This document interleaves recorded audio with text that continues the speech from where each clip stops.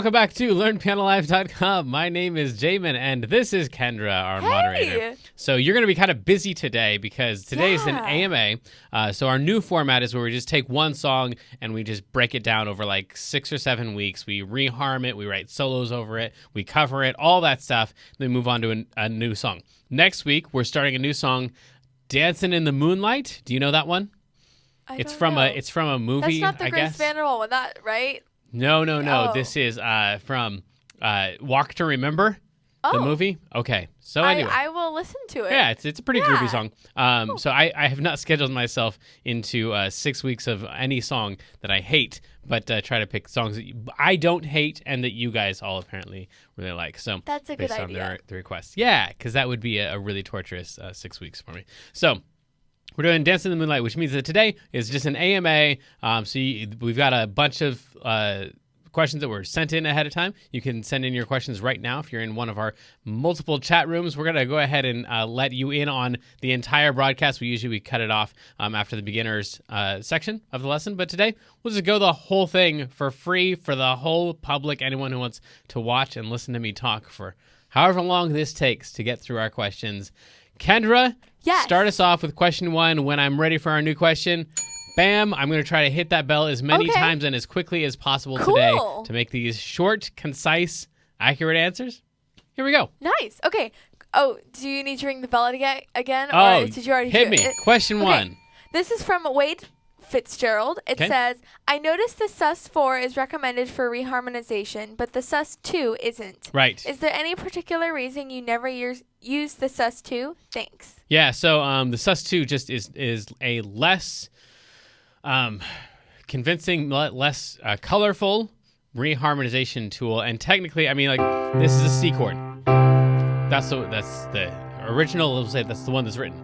If we reharm it to a C sus4, like that wasn't significantly changed. If we reharmonize that to like an F sharp 7, like that's way different, right? But a C chord to a C sus4, not really a whole lot of difference. If we change it to a C sus2, like that almost sounds like the exact same thing. So one answer is C sus2 just isn't changey enough to be called an official change or reharm. And answer number 2 is I just forgot to include it. Now that I think about it, like I really don't want to include it anyway, even though, yes, it kind of is as valid as a sus4. Next question. Okay, this one is from Eli Manuel. Hope I said that right. Thanks so much, bro. What is the name of the software that does the notation of the notes? I need it. WizPow. Free Piano 2, super cool program. If you have any kind of a MIDI controller, it does all the stuff that you see me do on all the covers, where it like has the sheet music. And a lot of you guys comment about like, hey, great stuff in post-production. I don't do anything in post-production on those covers. It's actually throwing the sheet music up and the MIDI keys live as we go. So, and I actually sent over, because we had some requests for like color changes and stuff to it all. And for you used to have a ton of ledger lines and stuff. So I sent over my requests to the developer and he's like, oh yeah, sure, no problem. And like a couple months later, he had all the changes in there. So super cool guy apparently, and a great program. WizPow Free Piano 2, as far as I know, it's still free if it still exists out there.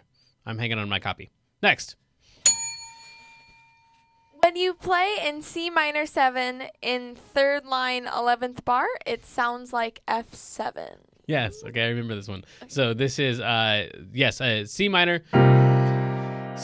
7, which sounds a lot like an F7. That's because those two go together. They're kind of paired. It's a 2-5 of a 2-5-1, if you've heard me talk about 2-5-1s before. So, depending on...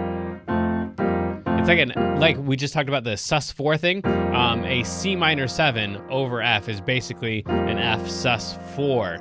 And if you asked that question, that probably made sense to you. If it didn't make any sense, I'll try one more time, but it doesn't have to make sense. A C minor 7 over F is basically the same thing as an F7 sus4. So it's kind of like a little reharm. A C minor is kind of a little reharm for an F. So the two are very closely related. So there's two chords, almost the same thing. That's probably why they sounded similar. Also, I messed up and played an F in the bass at the part that you're talking about. So it made the C minor also look like an F. Go ahead. Okay, this one is from Mr. Mark. It says, where can I get a copy of the original sheet music for Hello? Yeah, okay, cool. So then we need to talk about what the original sheet music means. So in a lot of cases, for a lot of these, I have no idea about Lionel Richie, if he even wrote the song or if he knows how to read music or any of that stuff. But in a lot of cases, you get performers, songwriters who write songs and they don't know how to write it out at all.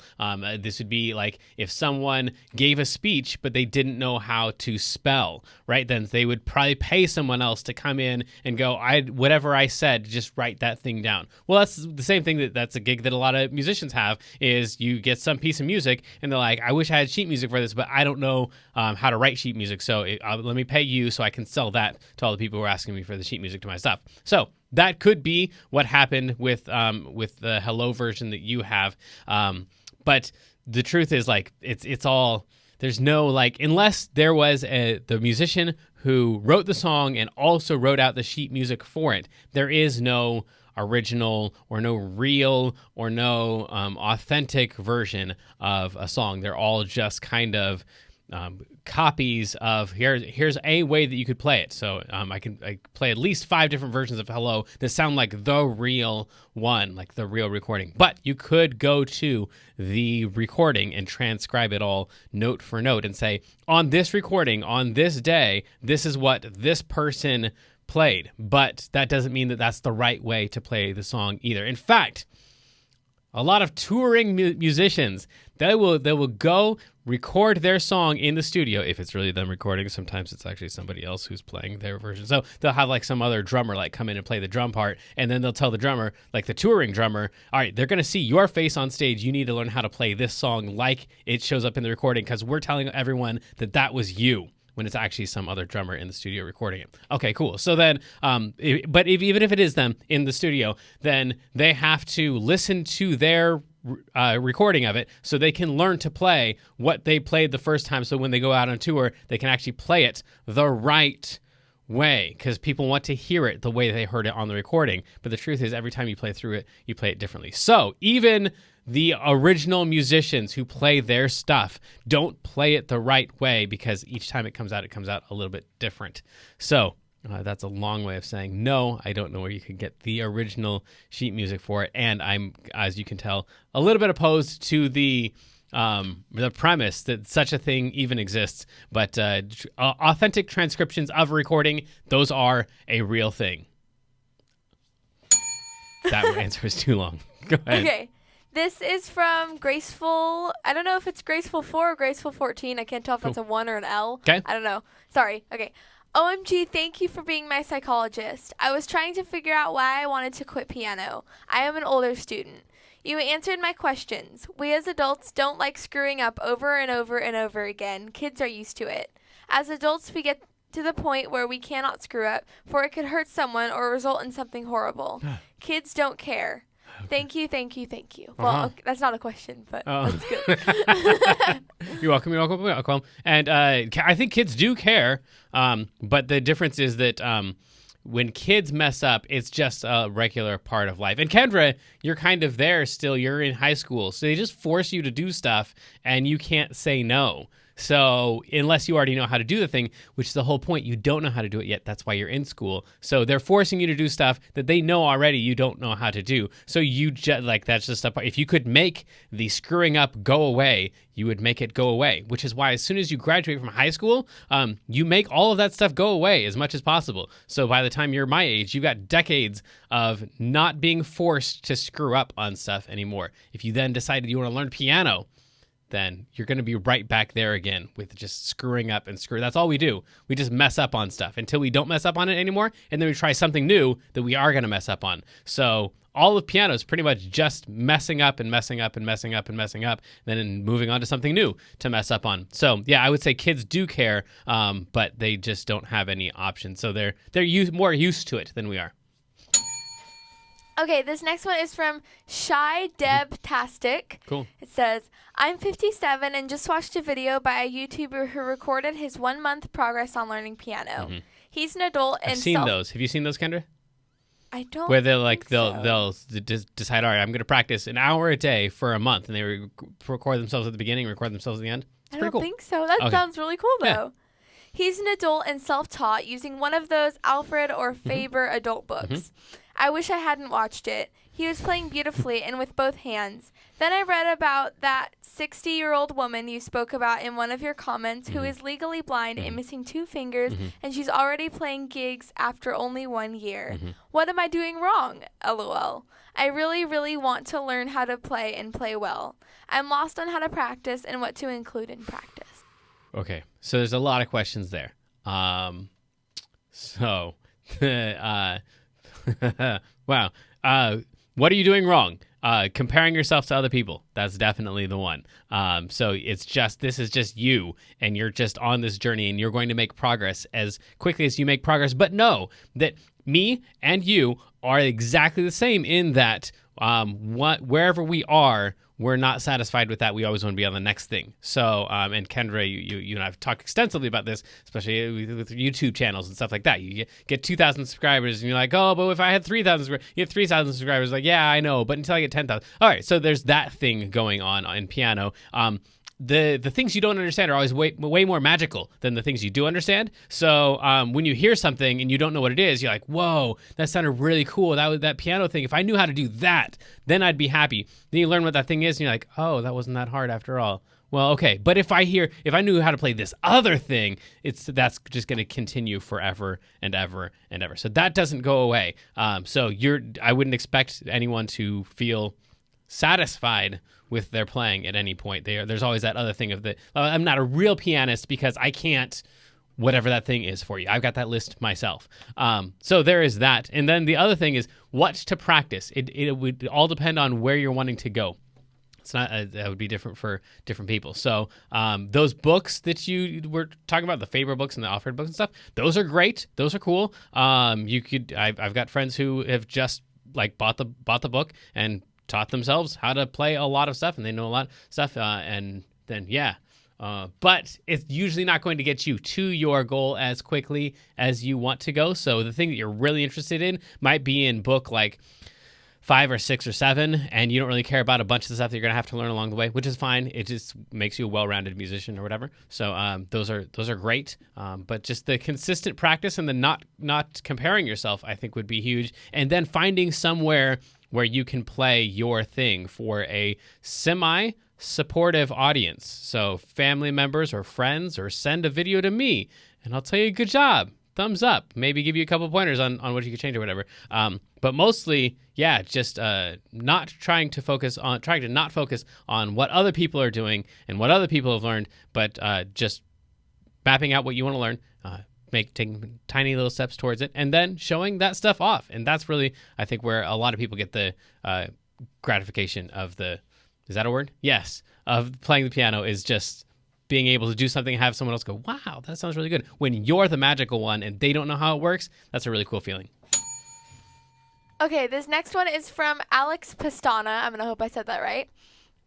Great instruction, but I think from a teaching point of view, instead of layering each new harmonization technique on top of what has gone before, thereby increasingly complicating the demonstration, it would be good to introduce each substitution onto the basic harmony from scratch, thereby isolating the effect. It could then all be put together at the end. Just a suggestion. It's a lot to take in all at once. Yeah. You're right. Also, I'm not gonna. So, yeah. But no, you're right. If you just did one, then everyone could see how that thing works. But it sounds cooler at the end. It would take a lot longer. I think it'd take about 10 times as long to do each one individually if we didn't string them all together. But there are reharm workshops that we've done where we do just one thing individually and show you what the effect of that one thing is. But it's not as cool unless you stack a couple of them together. So you're right. Okay, this next one is from Logan Cartwright. It says, I'm sure you know this subject very well. However, possibly, you drank too much coffee before starting this?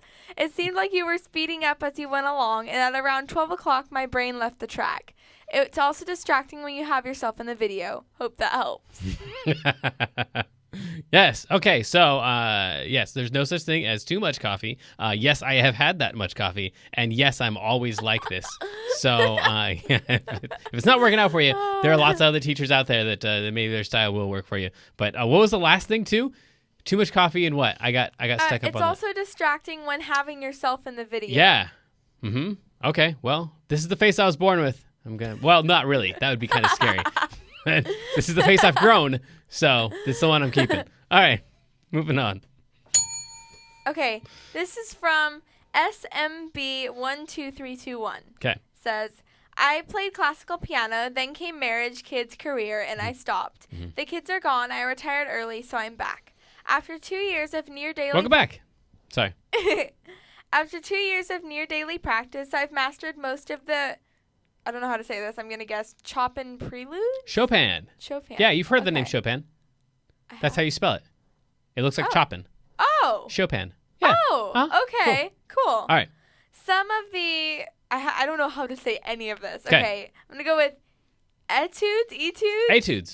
Yeah. I was off both times. Cool. And many... Oh, gosh. I do not know how to say this. Rachmaninoff? Rachmaninoff? Wow. Yes. Okay. Yeah, someone's throwing around some names here. Okay, go ahead. Preludes. The biggest problem is YouTube. We compare ourselves with Kissin? I don't know. Kissin Trifilov? Oh, yeah, probably some YouTubers. Okay. Stuff, yeah. Wang or Lugansky. Are we about done with this question? No, there's lots more. And feel hopeless. We'll never play like that. Yes, okay. But why would we think we should? Right. Impossible. Okay. We did not study music at a conservatory with great teachers, and most importantly, did not devote our lives to the piano. Yes, cool. I'm going to cut. No, we're going to cut that off there. Thanks. Yes, no, Okay. You're right. That great. All great stuff. All great input. Sorry about. I didn't know how to say any of that. But. No, it's all good. Most people don't. They see Chopin and they say Chopin. And Rachmaninoff. That's a weird one, but it's fun to say. Try it. Rachmaninoff. Rachmaninoff. Yeah. See. Yeah. Okay. Cool. Yeah. And there's that Willy Wonka thing. I won't go into that. You're right. The dedicating your life to it is the biggest thing. Now, my piano teacher disagrees with me on this to the extent that I feel strongly about it.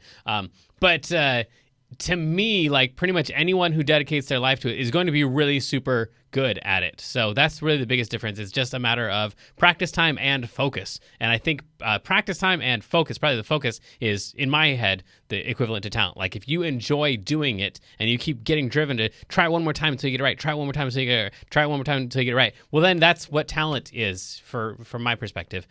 So if you have that, you're going to get better, not because you are more talented, but or have some special gift, but just because you're determined to work that thing out. And okay, cool, finally, I got it. It didn't matter if it was 5 tries to get it or 500 tries to get it. It's just something inside of you is not going to be settled until you get that thing down. And by the time you get to try number 501, you can't really tell if it was 500 tries or 100 tries or 10 tries or whatever. It was just like, now I have it, and then you move on to the next thing. So I think that's what the talent is, and the dedication of nailing down that stuff is probably what sets us apart from those people who are playing like that. All of those YouTubers that you're talking about, and Chopin and Racky Boy.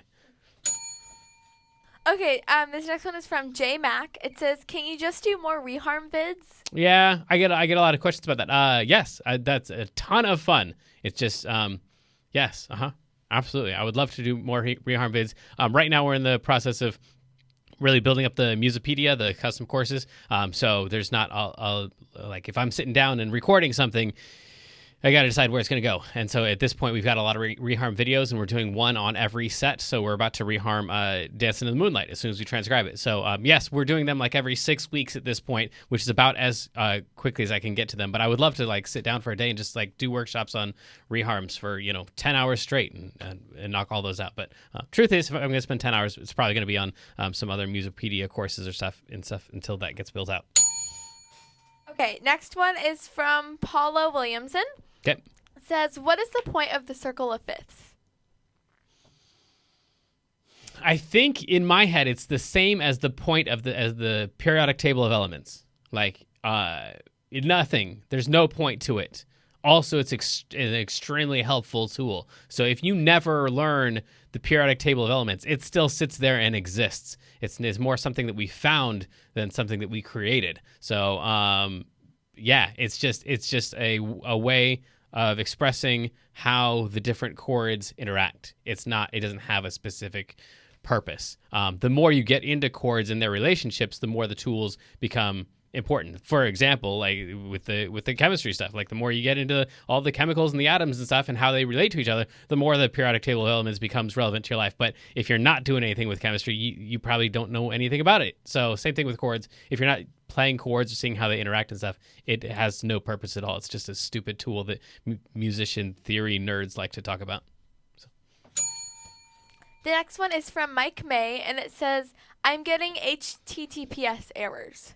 Oh, yes. Everybody is, because we just recently updated our website. So not everybody, but it feels like everybody on this end of it, because there have been several of you, which has also affected our stream last week. So we're hopefully getting all of that stuff ironed out, and we have a new and better site for 95% of the people who are using it, and for 5% of the people, it sucks. But we're getting it all worked out.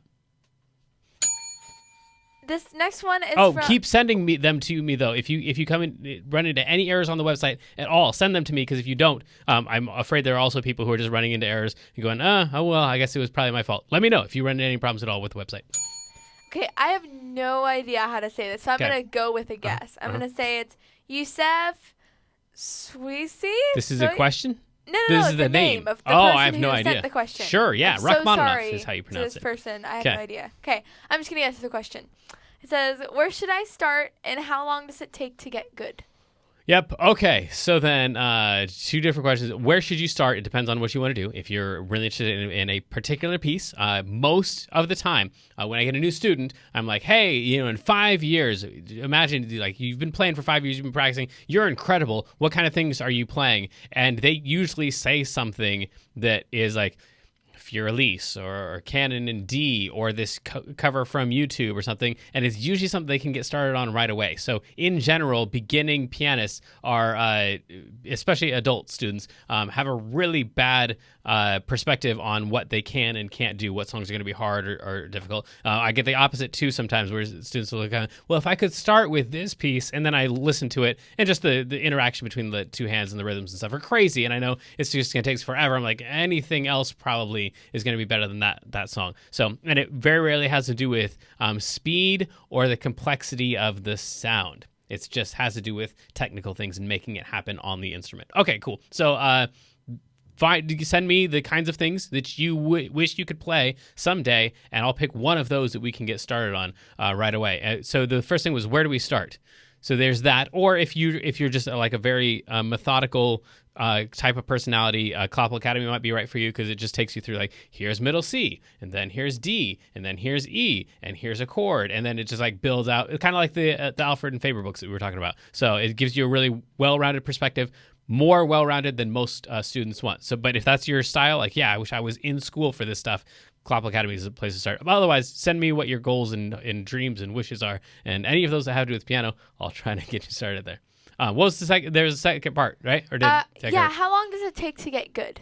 Oh, right. Infinity is the real answer, but that's depressing. A piano teacher shouldn't say that. A piano teacher should say something like 3 years or something. The truth is, somewhere around 100 hours of focused practice, you should be able to notice a significant improvement. For some people, that's going to be way less. For some people, it's going to be like 10 hours, depending on how the instrument hits you and how well the different mechanics lock into your brain. But yeah, somewhere around 100 hours of practice, if you can't play something that is significantly impressive to at least some of your friends, then probably you're going about something wrong, or you need some other direction. So, but as far as like when you're going to get good, like I was saying before about the other question, like I'm still not good. I'm still like, there's still those other things that you wish, oh, well, but if I could do that, then I would be good. And then you get to that thing, you're like, oh yeah, well, that's not impressive. That's easy to do. But if I could do that thing, for me at least, never ends. It's just constantly doing the other stuff that's easy. Everything that you can do is super easy, and everything that you can't do is super impressive. It's just the confusing is mystical and magical. So, yeah, I'd say if you're anything like me, you're just going to have to get to a point of like, well, here are the things that I can do, and I really enjoy that. So for me, like woodworking, like I'm terrible at woodworking, like terrible. But I really enjoy Me too. making stuff whenever I can. So for me, it's like knowing what I can do, and is this a project that I can take on and that I can accomplish? And if so, then doing it and enjoying it. So you got to get that somewhat of that perspective of your playing. Like, well, I can do this stuff, and I enjoy this stuff, and then I'm also going to try to improve this part of my playing over here. So the real answer is infinity, but the more supportive answer is, get some hours under your belts, and you'll be there before you know it. Okay. You have to judge by your friends though, not by you. That's the key for me is how many people that are around you, how many non-musicians think that you are a musician, and then once you get past that, right, how many beginning musicians think that you're a better musician, and then how many people are asking you for lessons, and then how many other musicians around you think that you are a great musician, how many calls do you get for gigs, things like that. So as you go through, there's other like levels of like rating yourself based on what other people think, which is not what I'm supposed to say probably, but that's a real thing. Yeah, impressing other people feels good, and especially if it sounds good. Okay. Somewhere in there I messed up. This next one is from, I'm going to go with Reagan, and I don't know how to say this last name. I don't know if the N is silent or not, but I'm going to go with Nganga? Sure. Okay. What happened to the web store, and how come many of the custom courses are empty? Yeah, okay, cool. So that's the same. I'm glad you asked those two to get together because this is the same question. The store, we killed it. We were selling custom courses individually for like a couple bucks, and I didn't feel good about that since if you're a subscriber, you're already paying a couple bucks a month, so we should just include it. So we're working on moving all of the store, the paid stuff, to the free thing, the new custom courses section. And after we migrate all of that, like I said before, we're going to be building out all of those courses. So what you see in there is the course categories. So there's, a category of jazz. Within jazz, there's going to be tons. I think I've got so far like 35 different courses in jazz that are either built out or partially built out. So then we got to just edit that stuff together and put it in there. So the custom courses is being built. We're transferring all the stuff from the store into there, so it's just free for you. And kill the store, not make anybody pay for anything. If you want to take lessons, then pay the $20 a month. If you don't, then cool. There's tons of great books out there, Alfred and Faber, like we mentioned in here, YouTube. There's tons of places to learn piano. So, but if it's not worth a couple bucks to you a month, then, get it somewhere else, I think. So, yeah, the Musopedia is what that's called, the custom courses. Okay, so I think that was it that I know of, unless... Wait. Oh, I have some questions. Is that okay? Because I have some things that I've been wondering about that okay. Yeah, so go ahead, ask. Do you have any tips for learning how to sight read? Because I used to play, or I do still play violin, and I learned like there's A, like on the A string that would go 1A, 2A, 3A, like when you put your fingers down, so that wasn't really notes. But now when I go to do it on piano, I'm not as great with sight reading. Cool, yes. So then I'm going to channel the spirit of my 4-year-old son and re-ask you the same question from his perspective, which is, how do you get good at reading? You're such a good reader, Kendra. You read so much, and all I know is like A says ah, but I don't even know all of my letters. How do I get good at reading? You read a lot, right? Like, you read a lot? I'm afraid so, yes. Like, okay.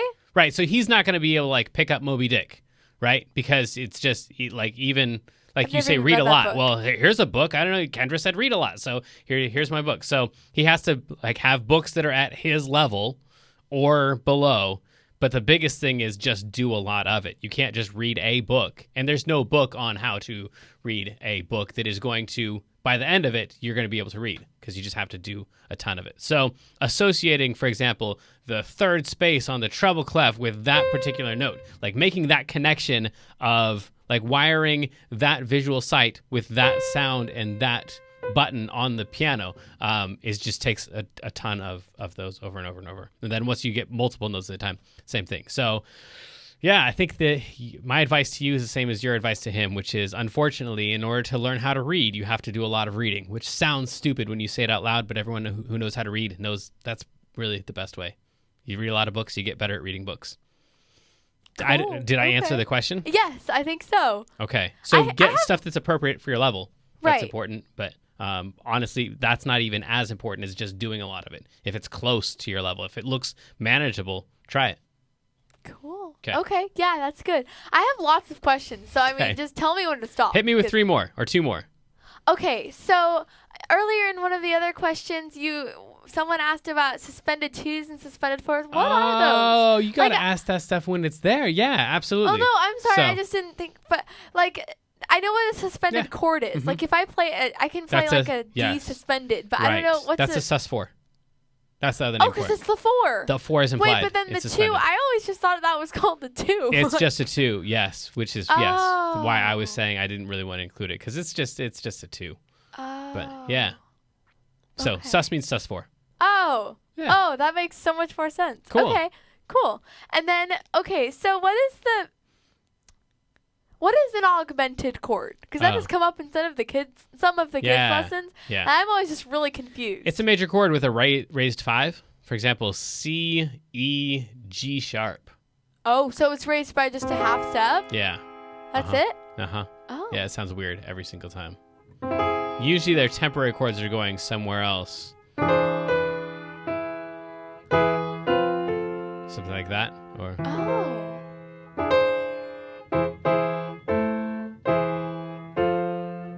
they're kind of transitional chords. Cool. Good question. And then I have the same Okay. question about the diminished Yeah. chord. Yeah, so it's just a minor chord with a lowered 5. So, sounds like that. It's a different kind of weird. Wait, so like for a C minor, is it lower just like C from diminished? G to an F sharp? Oh, yes. C, E flat, and G flat would be a Oh, C G diminished. flat. Uh-huh. Oh. So it's a minor chord with a lowered 5. G flat. Oh, that's what I said. F sharp. Whatever. Yeah. Yeah. Okay. Cool. Cool. And then Yeah.